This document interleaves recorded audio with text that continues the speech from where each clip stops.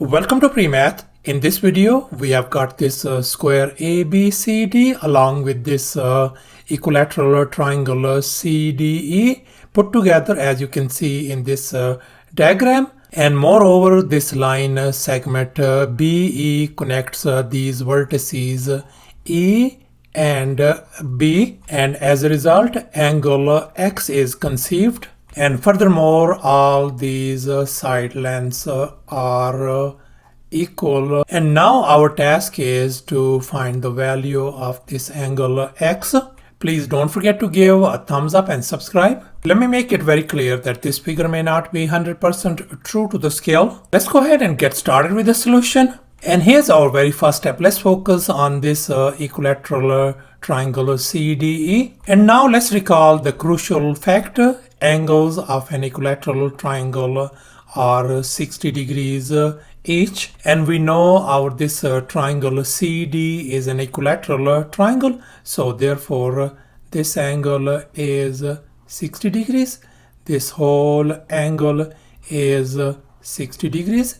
And likewise, this angle is 60 degrees as well. And now we know that this angle is 90 degrees. So therefore, this whole angle is going to be 60 plus 90 is going to give us 150 degrees. So therefore, this angle BCE equals 250 degrees. And here's our next step. Let's focus on this triangle BCE, and we can see that this is an isosceles triangle since this side length equal to this side length. And now let's recall triangle sum theorem. The sum of three interior angles in a triangle is 180 degrees. And we know that this angle is 150 degrees. So therefore, these two angles, this angle and this angle, have got to be 15 degrees each.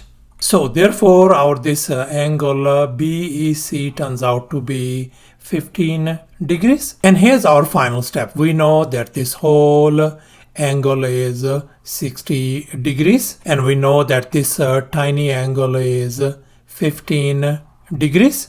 So therefore, this angle X is going to be 60 degrees minus 15 degrees, and that is going to give us 45 degrees. So thus our angle X turns out to be 45 degrees. Thanks for watching, and please don't forget to subscribe to my channel for more exciting videos. Bye.